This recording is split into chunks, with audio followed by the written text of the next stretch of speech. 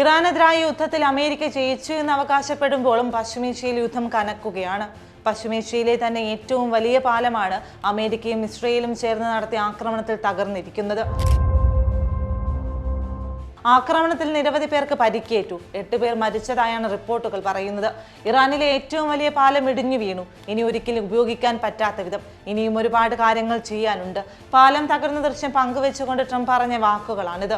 എന്നാൽ പൂർത്തിയാകാത്ത പാലങ്ങൾ ഉൾപ്പെടെയുള്ള സിവിലിയൻ ഘടനകളെ ആക്രമിക്കുന്നത് ഇറാനികളെ കീഴടങ്ങാൻ നിർബന്ധിക്കില്ലെന്നാണ് വിദേശകാര്യമന്ത്രി അബ്ബാസ് അരഗാച്ചി പറഞ്ഞത്. തലസ്ഥാനമായ ടെഹ്റാനെ പടിഞ്ഞാറൻ നഗരമായ കരാച്ചുമായി ബന്ധിപ്പിക്കുന്ന നിർമ്മാണത്തിലിരുന്ന പാലമാണ് US ആക്രമണത്തിൽ തകർന്നത്. ആദ്യ ആക്രമണത്തിൽ ഏതാനും സാധാരണക്കാർക്ക് പരിക്കേറ്റിരുന്നു.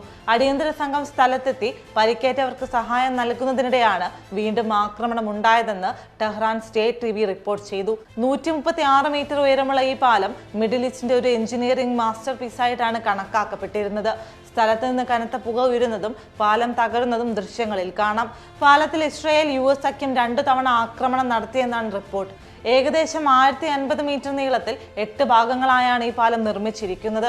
38 മീറ്റർ വീതിയുള്ള ഈ പാലം ഇറാനിലെ ഏറ്റവും തിരക്കേറിയ പ്രദേശങ്ങളിൽ ഒന്നിലാണ് സ്ഥിതി ചെയ്യുന്നത്. ഇറാനിലെ ഏറ്റവും വലിയ നഗരങ്ങളിൽ ഒന്നായ കരാച്ചുമായും വടക്കൻ പ്രവിശ്യകളിലേക്കും കാസ്പിയൻ കടൽ മേഖലയിലേക്കും ബന്ധിപ്പിക്കുന്ന കരാച്ച് ബി പാലം സമ്പദ് വ്യവസ്ഥയിലും നിർണായകമായ പങ്ക് വഹിക്കുന്നു. US പ്രതിരോധ വകുപ്പിനെ സംബന്ധിച്ചിടത്തോളം കരാച്ച് പാലം ഇറാന്റെ ഒരു നിർണായക ധമനിയായാണ് പ്രവർത്തിച്ചത്. അടിസ്ഥാനമായി ബാലിസ്റ്റിക് മിസൈലുകളും ഡ്രോണുകളുടെ ഭാഗങ്ങളും ഇതുവഴിയാണ് കടന്നുപോയിരുന്നത്.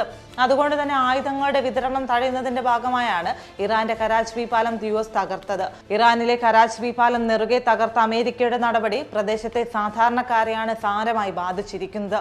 ഇറാന്റെ മേൽ വിജയം നേടിയതായും തന്ത്രപ്രധാനമായ ലക്ഷ്യങ്ങൾ പൂർത്തിയാക്കി വരികയാണെന്നും ട്രംപ് അവകാശപ്പെടുന്നു. തന്റെ മുൻ പ്രസിഡൻസി കാലത്തേക്കാൾ വലിയ വിജയമാണ് ഇപ്പോൾ നേടുന്നതെന്നാണ് ട്രംപിന്റെ വാദം. എന്നാൽ യുദ്ധത്തിൽ വിജയിച്ചു എന്ന് പ്രഖ്യാപിക്കുമ്പോഴും ശക്തമായ ആക്രമണമാണ് അമേരിക്കയുടെ ഭാഗത്തു നിന്നും ഉണ്ടാകുന്നത്.